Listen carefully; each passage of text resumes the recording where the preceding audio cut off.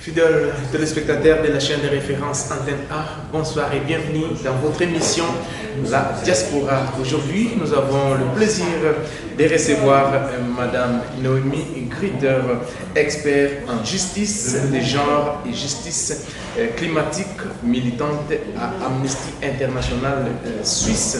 Donc, nous la recevons dans cette émission, fidèles téléspectateurs, c'est pour parler de cette problématique de l'avortement. Donc, comme vous le savez, c'est un sujet tabou, je peux dire comme ça, en Afrique, plus particulièrement aussi dans notre pays qui est la République démocratique du Congo. Merci à vous tous qui avez toujours l'habitude de nous suivre sur la chaîne de référence Antenne A et sur Canal Plus, pourquoi pas aussi sur TNT, sur toutes les plateformes de la chaîne de référence Antenne A. Merci à la grande équipe qui travaille d'arrache-pied pour que cette émission se passe dans de très bonnes conditions. Merci à toi, Janine Leya Lebonkono, la crème des crèmes. Merci également à toi aussi, Henri Noël Mboutavokia, les réalisateurs de cette grande émission. Sans plus tarder, fidèles téléspectateurs, je m'en vais directement dire bonjour et bienvenue à Madame Noémie Grutter. Bonjour et bienvenue dans cette émission. Bonjour. Ok, comme je venais de vous présenter tout à l'heure, Madame, vous êtes experte en justice des genres et justice climatique, militante à Amnesty International, coprésidente de Sexuel Wild Suisse, et puis vous êtes boursier mondial à l'UNI Courage, et puis vous êtes aussi une ancienne boursière. Dites-nous comment avez-vous commencé votre campagne, comment avez-vous commencé à militer au sein de Amnesty International? Alors, bonjour et merci beaucoup pour l'invitation à cette émission. Merci beaucoup. J'ai commencé très tôt mon engagement pour la justice de genre. J'ai grandi dans un village montagneux en Suisse, très conservateur. Très tôt, j'ai demandé des questions sur les droits des femmes et pourquoi et si l'égalité entre les hommes et les femmes devrait être existante. Et j'ai reçu plein de différentes réponses. J'ai senti qu'il y a des discriminations contre les femmes, mais aussi des discriminations plus intersectionnelles, des discriminations basées sur le statut de résidence en Suisse, la classe sociale, etc. Et j'ai commencé à m'engager très tôt localement. C'est à quel âge? J'ai commencé à 9 ans, je pense. 9 ans. Oui, demander des questions, écrire des choses à l'école. Et après, chez Amnesty, je suis engagée depuis, j'ai environ 23 ans, je dirais, avec plusieurs expériences des autres organisations. Et chez Amnesty, je fais le travail sur la justice de genre.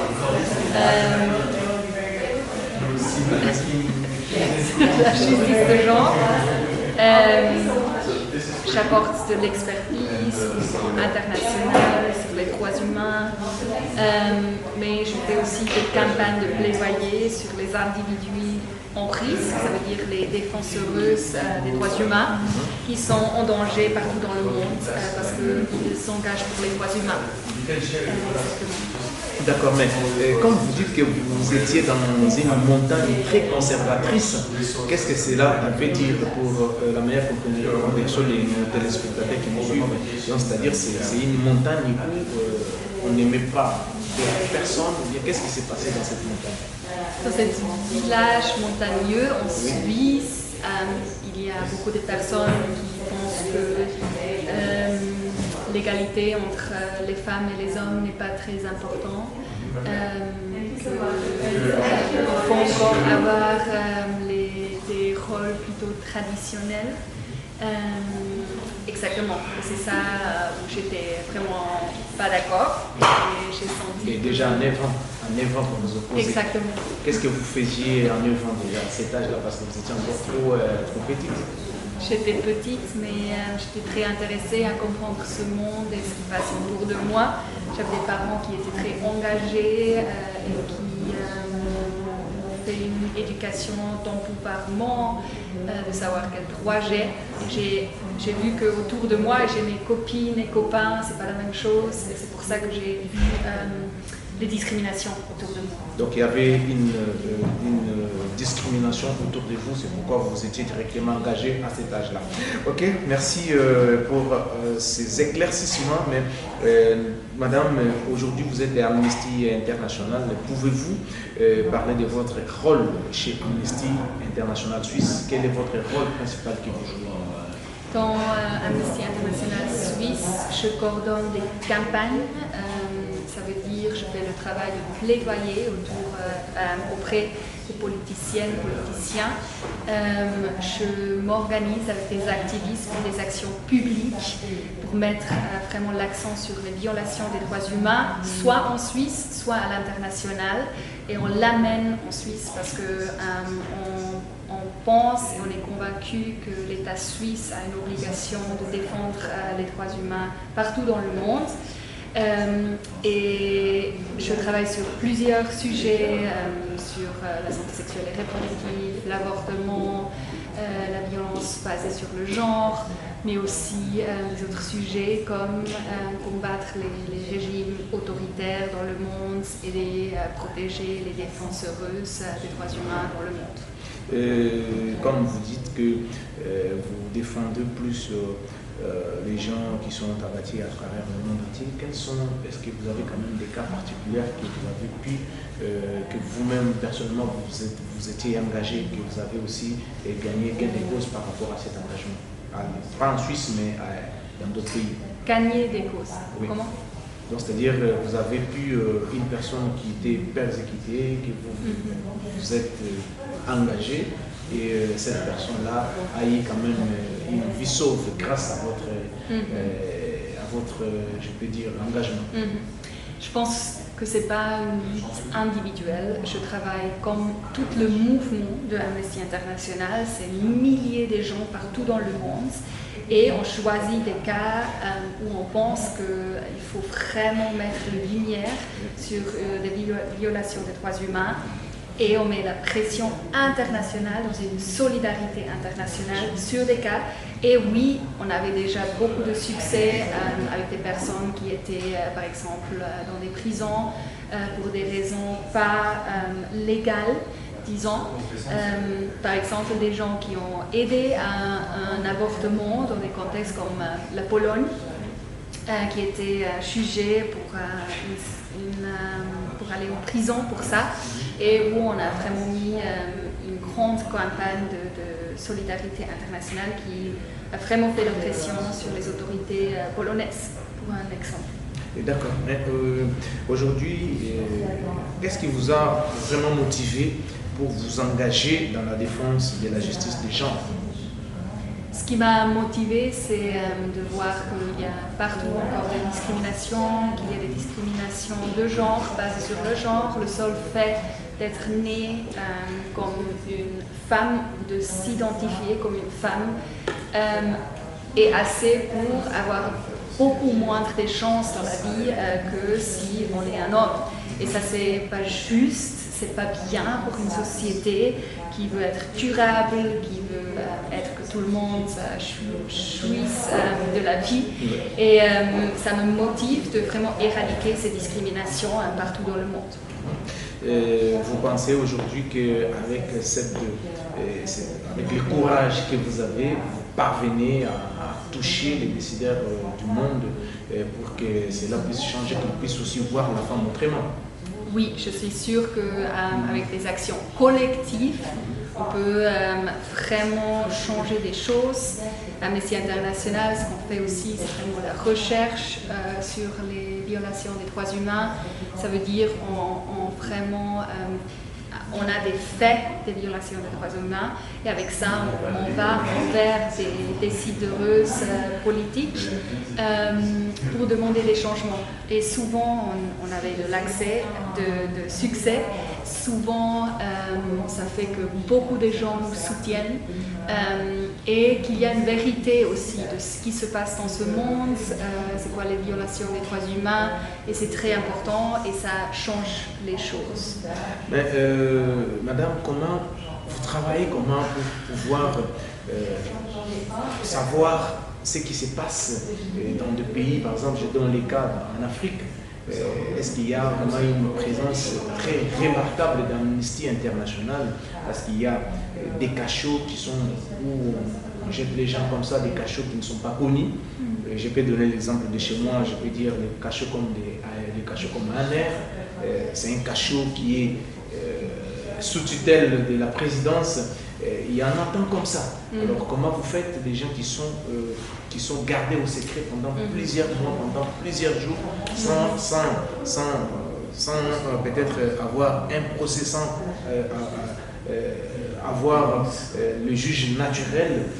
Comment vous faites? Est-ce que vous arrivez à avoir toutes ces informations-là à la minute, ou bien qu'est-ce que ça se passe, ou soit ça prend du temps? Je ne peux pas parler pour Amnesty International en général et en présence en Afrique.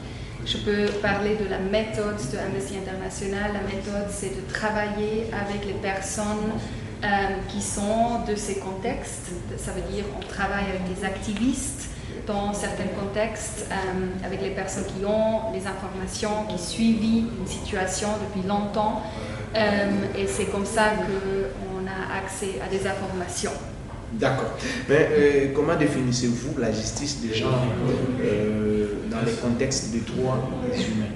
Comment vous définissez ça? Ouais, la justice de genre, dans le sens des droits humains, veut dire qu'il y a un droit fondamental, que tous les genres doivent être traités égalitaires. Ça veut dire qu'on a les mêmes opportunités et qu'il y a une protection contre la violence et la discrimination. C'est comme ça que la justice de genre est définie dans les droits humains. Il y a beaucoup de traités internationaux qui obligent en fait les États de vraiment faire des pas en avance pour avoir la justice de genre. Ça, c'est des traités au niveau onusien, mais il y a aussi des traités régionaux, comme par exemple en Afrique, le Maputo Protocol, le protocole Maputo, qui donne vraiment des obligations aux États d'avoir des réformes législatives, d'avoir la prévention, etc., pour vraiment aller à l'avance de la justice de genre. D'accord. Mais aujourd'hui, quelle est la mission principale de votre campagne actuelle? Une de notre campagne principale, c'est de décriminaliser l'avortement partout dans le monde, aussi en Europe, aussi en Suisse, parce que c'est le seul chemin pour vraiment avoir accès à l'avortement. C'est très important que l'avortement est considéré comme une santé, comme un acte de santé, un soin médical de base, et que personne qui fait un avortement ou aide à un avortement est criminalisé, parce que ça contribue à un stigma et à un tabou, comme vous avez dit avant, qui est vraiment pas bien, qui amène à des discriminations, qui amène à des cas où les avortements sont quand même faits, même si c'est pas légal, où ça peut être vraiment très dangereux pour une fille ou une femme. Et c'est pour cela qu'on travaille dans cette campagne pour une dépénalisation complète de l'avortement. Donc, avec les téléspectateurs qui nous suivent, Madame Noémie Gritter, elle se bat pour que l'avortement soit à la portée de tous. Donc c'est comme ça. Donc c'est-à-dire une personne qui veut faire l'avortement, qui ne soit pas poursuivie. Même la personne qui l'amène, le fait, là je fais allusion quand même, est-ce que vous pensez aussi à des problèmes liés aux croyances? Parce qu'il y a certaines croyances qui mettent vraiment l'accent sur l'avortement, qui disent qu'une femme ne peut jamais avorter. Je ne peux pas citer parce qu'on ne peut pas faire, on peut pas citer les religions ici, mais est-ce que vous pensez qu'avec ce que vous êtes en train de faire, madame, est-ce que vous allez vraiment aboutir à vos idées? Oui, je pense, mais ce n'est pas juste un avis personnel, c'est les droits internationaux, les droits humains internationaux. Il y a beaucoup de traités internationaux qui disent clairement qu'il faut avoir l'accès à l'avortement Il y a les guides, les guidelines de l'Organisation mondiale de la santé qui dit clairement qu'il faut une décriminalisation de l'avortement. Ce qui est très important de savoir, c'est qu'il faut protéger la personne vivante, et ça c'est aussi les droits humains internationaux qui disent ça. C'est la personne vivante qui doit être prioritairement considérée dans les droits humains. Ça veut dire qu'il faut protéger l'accès à l'avortement. S'il n'y a pas de l'accès à l'avortement, ça veut dire qu'il y a une coercition d'une femme ou fille d'avoir un enfant, ce qui est une atteinte à la droit de la vie, droit de la santé. Et ça peut être considéré comme un traitement cruel et inhumain, ce qui est complètement illégal considérant les droits humains internationaux. Oui, parce que vous parlez du droit de l'avortement, Madame Noémie Griter, en quoi le droit à l'avortement s'inscrit-il dans les droits humains selon Amnesty? Oui, alors le droit à l'avortement est inscrit dans les droits humains internationaux par 3 principes des droits humains internationaux. Premièrement, l'autonomie corporelle et reproductive, ça veut dire que toute personne doit pouvoir décider librement de poursuivre ou non une grossesse, sans contrainte, sans coercition ou sans consentement d'une personne tiers. Ça, c'est le premier principe des droits humains internationaux. Deuxièmement, il y a le droit à la santé. S'il n'y a pas l'accès à l'avortement, ça peut avoir un effet sur la santé d'une personne, parce que les avortements se font quand même si ce n'est pas légal. Si on fait des avortements illégaux, ça peut être très dangereux pour des personnes et du coup un accès sûr et indispensable pour préserver la vie et la santé d'une personne. Ça c'est le deuxième. Et le troisième, c'est le principe de la non-discrimination qui est inscrit dans les droits humains internationaux. Toutes les restrictions ou criminalisations de l'avortement est une discrimination envers les filles et les femmes qui peuvent devenir enceintes. Mais aussi, c'est souvent les plus vulnérables qui n'ont pas accès à l'avortement parce que c'est très cher, par exemple, c'est-à-dire les personnes migrantes, mais aussi les personnes qui sont dans la pauvreté. Et aussi là, c'est un principe des droits humains internationaux concernant l'avortement.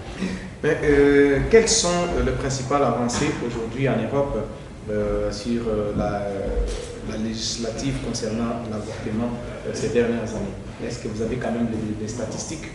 Oui, il y a un rapport qui a été publié aujourd'hui du Center for Reproductive Rights qui a fait un panorama des législations européennes et qui constate que dans les dernières années, il y avait beaucoup de progression. Ça veut dire dans 20 pays européens, il y avait des avancements pour légaliser l'avortement ou pour effacer des barrières administratives ou légales pour avoir l'accès à un avortement. Par exemple, si on prend l'exemple de la France, en France, l'année passée, ils ont inscrit le droit à l'avortement à la Constitution pour vraiment garantir que c'est un droit qui n'est pas touchable, pour vraiment protéger. Les femmes peuvent avorter comme ils veulent. Pas comme ils veulent. Il y a quand même des restrictions aussi en France. Il y a des limites de temps, jusqu'à quand c'est possible de faire un avortement. Il y a des procédures très claires, mais le droit de base de déterminer sur le corps soi-même, c'est inscrit dans la Constitution en France par exemple, c'est très important et ça reflète ce que les traités internationaux des droits humains demandent des États. Mais Madame Noémie, vous venez de souligner quelque chose de très important, que c'est pas les femmes ne peuvent pas avorter comme ils veulent. Donc, il y a à quel moment la femme peut se décider de faire l'avortement pendant la grossesse? Il faut que la grossesse atteigne combien de mois, combien de semaines pour que cela se fasse? Pour que ça soit légal. Ça dépend le pays européen. Il y a des législations très différentes. Ce qui est important à dire, c'est que tous les cas sont individuels. Pour toute personne, toute femme qui font un avortement, c'est une situation très particulière et très individuelle. Dans certains pays, en Europe, c'est jusqu'au 12e semaine de grossesse. C'est à peu près combien de mois? 12e semaine de grossesse? C'est 3 mois. 3 mois. Ouais. Mais 3 mois, il y a déjà la configuration. Non, il n'y a pas. Il n'y a pas la configuration déjà dans l'enfant? Non. Voilà, 3 mois, il y a déjà quelqu'un. Non, il n'y a pas de configuration. Médicalement, c'est une cellule. Ouais. Exactement, on peut avorter avec un médicament. C'est assez simple. Exactement. D'accord. Madame Noémie, quelles sont les régions du pays qui posent actuellement le plus de problèmes en matière d'accès à l'avortement? Notamment en Europe, oui, par exemple Europe. Aussi, si vous avez aussi quelques données pour l'Afrique, ouais. Vous en avez? En Afrique, j'en ai pas. Oui. En Europe? Je me concentre sur l'Europe. Oui. En Europe, il y a plusieurs pays. Il y a la Pologne qui est très restrictive. Il y a la Malte, l'Andorre, l'Irlande du Nord et aussi l'Italie où il y a encore des obstacles. Mais les plus importants, c'est vraiment la Malte, l'Andorre, le Pologne et le Liechtenstein. Où c'est vraiment très restrictif, c'est très difficile pour les femmes et les filles d'avoir les avortements dans ces États. Mais, pour compléter toujours, est-ce qu'il y a-t-il des pays européens où le droit de l'avortement est en régression? Oui. Si oui, oui. Il y a des régressions. Oui, dans quel pays par exemple? Par exemple, dans l'État Pologne. Oui, en Pologne. Exactement. Donc, ils sont vraiment trop stricts. Ils sont très stricts. En Pologne. Exactement. Est-ce que vous entrez aussi en contact avec les autorités polonaises pour bouger, peut-être avec vos collègues d'Amnesty qui sont sur place? Exactement. Vous bougez trop pour que ça puisse marcher? Oui. Ça fait depuis combien de temps, depuis que vous êtes en train de pousser les autorités polonaises et que ça ne va pas? Ça fait combien de temps? Ça fait depuis environ 2021 que ça régresse en Pologne avec un gouvernement nouveau, plutôt de droite. Et du coup, on s'organise avec Amnesty International basé en Pologne pour vraiment les soutenir aussi depuis la Suisse, soit avec des actions diplomatiques. On pousse la Suisse de pousser la pression ou faire la pression vers la Pologne. On s'organise, on fait des actions en solidarité internationale, on informe les gens en Suisse par exemple de vraiment faire du bruit pour les filles et les femmes en Pologne qui observent une régression de leurs droits humains. Mais aujourd'hui, quels sont les obstacles les plus fréquents à l'accès aux soins liés à l'avortement en Europe? Alors, il y a différents obstacles. Il y a les obstacles législatifs, administratifs, ça veut dire quand il y a une limite de temps trop restrictive, par exemple, ou il y a une attente obligatoire, attente de réflexion, on nomme ça aussi, où il y a le besoin d'avoir une autorisation parentale pour les mineurs, par exemple, tout ça c'est des restrictions. Après, il y a aussi l'objection de conscience des professionnels de santé, par exemple. Aussi ça, c'est un obstacle parce que si on entend d'un professionnel de santé qu'ils ne veulent pas faire l'avortement, ça met un stigma sur la personne. Si la personne n'est pas informée sur leurs droits, ils ne savent pas s'il y a une autre personne qui pourrait faire un avortement. Il y a la discrimination et la stigmatisation générale, comme vous avez dit, c'est un tabou, le sujet de l'avortement, dans beaucoup de contextes. Beaucoup de femmes et filles ne savent pas où trouver de l'aide s'ils ont besoin d'un avortement. Et après, il y a l'obstacle de la criminalisation. criminalisation, oui. Ça fait la peur aussi sur les professionnels de santé qui n'osent pas faire de l'avortement parce que dans certains contextes, ils risquent d'être criminalisés pour cela. Et ça enlève vraiment la possibilité d'exercer le droit à la santé et d'aider aux femmes et filles qui sont vraiment dans des états d'urgence, mais aussi qui ont juste pris leur décision eux-mêmes d'avoir un avortement et terminer une grossesse. Mais madame, est-ce que l'objection de conscience médicale affecte-t-elle l'accès réel à l'avortement? Oui, je dirais que oui. Parce que quand vous êtes en face d'un professionnel de santé qui dit qu'ils ne peuvent pas faire un avortement et on ne sait pas où trouver de l'aide, où il y a des autres professionnels de santé qui peuvent faire ce avortement, ça peut avoir l'effet qu'il n'y a pas un avortement ou l'accès à l'avortement. Aussi, ça peut risquer que ça prend plus longtemps de faire l'avortement, ce qui n'est pas juste. Je pense que c'est plutôt vraiment ce sentiment de stigmatisation, de penser qu'on fait quelque chose de faux parce qu'il y a une objection d'un professionnel de santé. Mais aujourd'hui, vous avez quand même l'idée de l'association d'avortement en Suisse. Vous avez quand même l'idée? L'idée? Oui. C'est-à-dire la situation de l'avortement en Suisse. Vous avez quand même l'idée? Oui, donc, oui.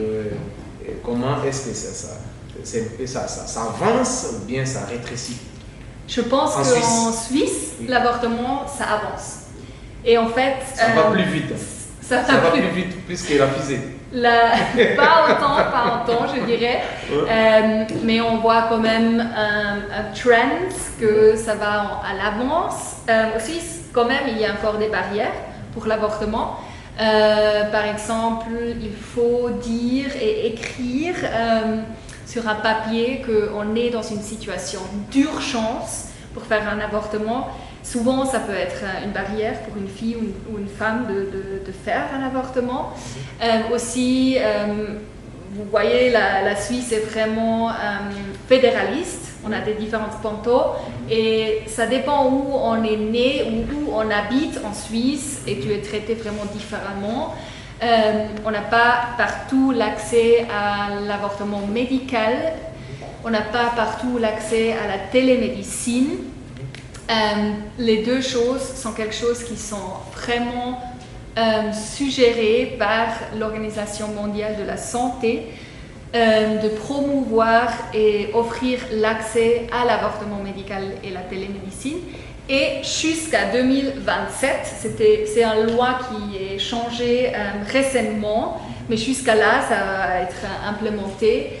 Souvent, les femmes et les filles doivent payer leur-même l'avortement. Ici en Suisse? Ici en Suisse. Et ça peut aller jusqu'à 3 000 francs suisses. C'est 3 000 € plus ou moins. C'est beaucoup d'argent. 3 100, 3 200 parce que les francs suisses est au-dessus de l'euro. Exactement. Ça coûte encore un peu des plus. fortunes, ça coûte plus. Exactement. Mais vous ne voyez pas qu'avec ces tarifs exorbitants, ça donne pas vraiment envie, c'est-à-dire ça n'encourage pas à ce que les femmes puissent faire cet avortement parce que quand il y a déjà une somme qui est conditionnée avant que les médecins puissent, n'est-ce pas, faire cet avortement, vous ne pensez pas que la Suisse est en train de se rétrécir en matière d'avortement parce que déjà la somme c'est trop. La somme est trop, mais ça va changer en 2027. Il y a déjà une loi qui a été votée. Exactement. Une loi a été votée. Ça entrera en vigueur en 2027. Exactement. Ah, ok. Ça va être rentré en vigueur et comme ça, tous les avortements légaux seront couverts par l'assurance maladie obligatoire. Exactement. Ah, en tout cas. Voilà. Mais comment alors Amnesty International Suisse travaille-t-elle avec les autorités suisses sur ces sujets? On informe sur nos demandes qui sont basées sur les personnes qui ont vécu des avortements ou qui veulent avoir des avortements et qui font des expériences qui n'ont pas vraiment l'accès ou des barrières. On amène ces voix au Parlement, aux politiciens,